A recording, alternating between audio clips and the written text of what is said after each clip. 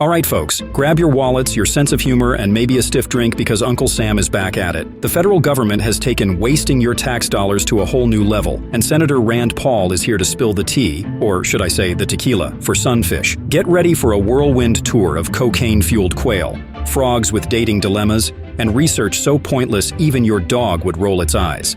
Spoiler alert, your money is starring in the weirdest science experiments since Frankenstein's lab.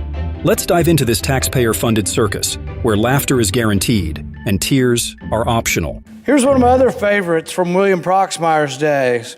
The FAA was named for spending $57,000 on a study of the physical measurements of 432 airline stewardesses. These included the distance from the knees, from knee to knee while sitting, and the length of the buttocks. $58,000, this was your government money at being put to good use. So fast forward, and we spend about $8 billion a year with the National Science Foundation. Of course not, Senator. Who would dare fabricate such a vital study? Because clearly, the first step to solving the national debt is understanding the love life of drugged-up birds. What's next? Funding a study to see if pigeons binge-watch soap operas after a breakup? Love overcomes everything. Or matchmaking apps for squirrels on ecstasy? Another one that I think is quite revealing is this study is about Panamanian male frog calls. So they have about $500,000, and they wanted to know whether or not the male mating call is different in the country than it is in the city. Now, coming from a rural state like Kentucky, I can tell you the male mating call is different in the country than it is in the city.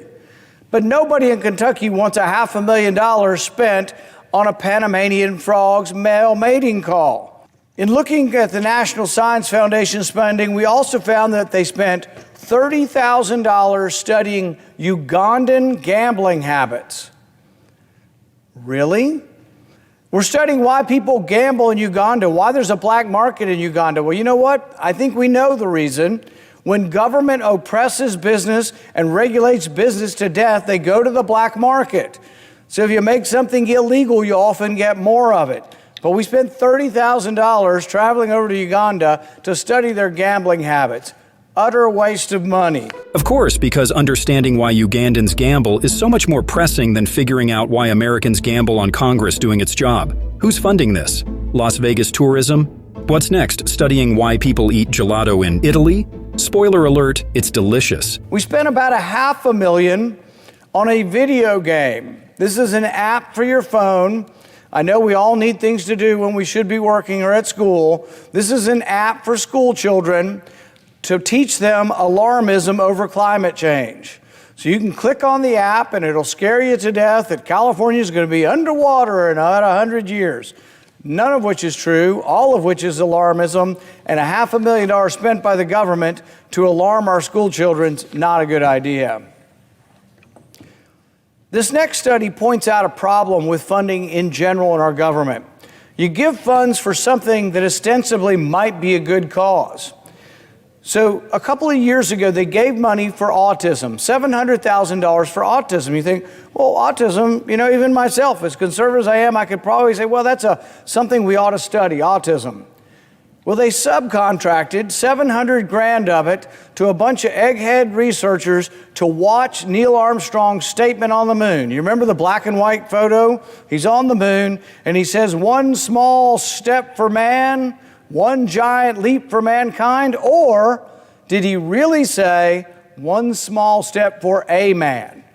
So these researchers took $700,000 to listen to that crackly old cassette recording and find out, did he say man or did he say a man? So we studied the preposition a, and we spent $700,000 listening to the tape over and over and over again. And you know what they determined? They just can't decide. They're unsure, but they did recommend more money to study the problem further. $700,000 to analyze a crackly moon tape only to say, we don't know. Meanwhile, Neil Armstrong's up there saying, I should have just tweeted it. I'm going to show you more dumb studies to keep you entertained. Next are some of my favorites. One of my other all-time favorites from the National Science Foundation, this kind of goes back to William Proxmire and love and happiness. They wanted to know if you take a selfie of yourself while smiling and you look at it later in the day, will that make you happy? Really? That's $500,000. I don't think we need a scientist to say that that's BS and the government's got no business doing this kind of research. I don't even know how you can even call this research with a straight face, but it goes on, year on, year on. And you think we've been complaining about this since 1972. You think maybe we'd have less of it. We're giving them more money. So we're now increasing their budget by 68% despite this kind of research. The last one I have is this. We spent $1.3 million on insect ranching. This is money that was sent to study whether or not we could put insects into animal feed. We spent another $3 million, though, wanting to know if humans would eat ants to prevent climate change. What will you do, America, to combat climate change? Will you eat ants to combat climate change? That was a study. This is not science. This is ridiculous in nature. And actually, I lied. I've got one more example.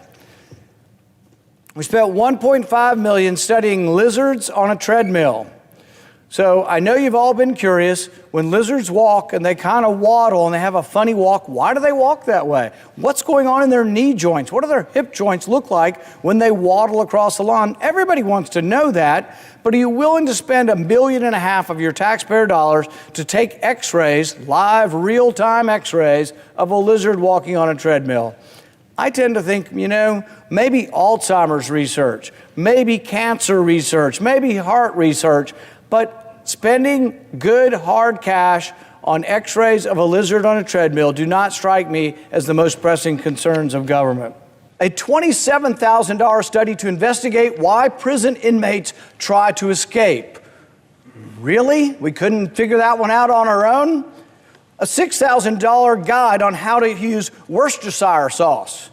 But here's my favorite, and Proxmire himself said this was one of his favorites. $100,000 research grant to study whether sunfish that drink tequila are more aggressive than sunfish that drink gin. This is where your money goes. This is why we're bankrupt. I'm sorry, what? We got sunfish drunk on tequila and gin? Was this a science experiment or someone's summer vacation? Imagine a researcher leaning over a tank going, all right, this one gets Patron, that one gets Tanqueray, let's rumble. And what did they even learn? That tequila turns sunfish into frat bros while gin makes them cry about their ex?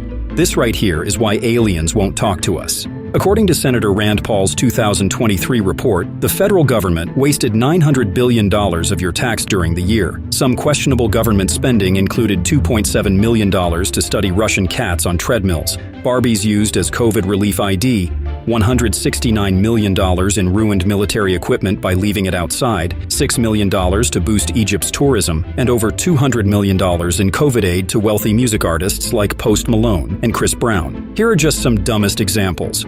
We granted National Institutes of Health $33.2 million to house, feed, and look after monkeys in South Carolina, who are then sent to labs for medical research. And by the way, 43 monkeys have escaped and only one was captured. We also spent over $8,000 for a lobster tank at the Department of Defense. Really? Over $470,000 for the National Institute of Allergy and Infectious Diseases to study HIV in transgender monkeys. In his 2022 report, the number was over $480 billion. Notable examples of wasteful spending include $2.3 million on injecting beagle puppies with cocaine, $190,000 to confirm kids love their pets, $690,000 to study parrot romance, and $3 million annually to observe hamsters on steroids fighting. You've watched it, folks. That's how our tax dollars are burned, with insanely dumb spending. Here is our leaderboard. Top 5 woke tax waste projects: 100,000 sunfish tequila study, 470,000 transgender monkey, $800,000 quail cocaine party, 1.5 million lizard treadmills, 2.7 million Russian cats on treadmills. If you're wondering why we're bankrupt, it's not because Americans don't work hard. It's because we're funding Japanese quail high on cocaine. Please, somebody, stop this madness. And if you enjoyed this expose on how your tax dollars are funding drunk fish and frog serenades, don't just sit there nodding in disbelief. Do something about it. Smash that like button like a lizard smashing a treadmill, share this video faster than a Panamanian frog croaks out a love song, and hit that subscribe button like you're a sunfish choosing tequila over gin. Go all in. Thanks for watching, and see you in the next video.